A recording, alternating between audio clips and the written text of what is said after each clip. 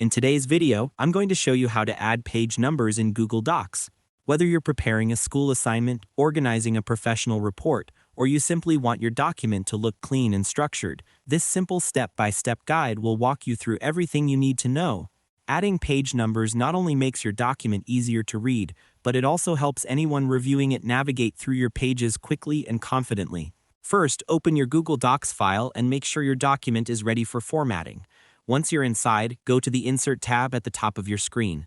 When you hover over it, a long menu will appear. Look for the option called Page Elements, and under that, click Page Number.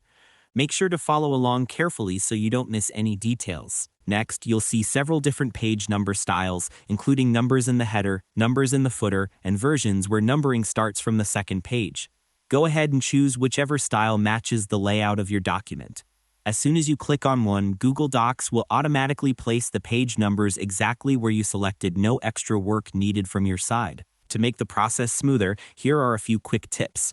Make sure you know whether your document needs numbering to start on page 1 or page 2.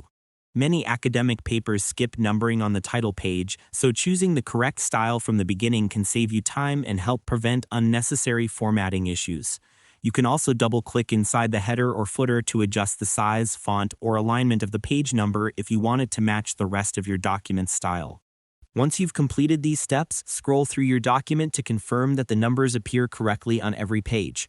After that, you should be able to continue editing your content without any interruptions. It's also a good idea to preview the document in print layout mode to ensure everything looks clean and professional before sharing it with others. Taking this extra step ensures everything runs smoothly and keeps your document formatting consistent. And that's all there is to it. By following these simple steps, you'll be able to add page numbers in Google Docs easily and efficiently. Thanks for watching, and I hope you found this tutorial helpful. If this helped you out, feel free to share it with others who might be facing the same issue. Why not make someone's day easier?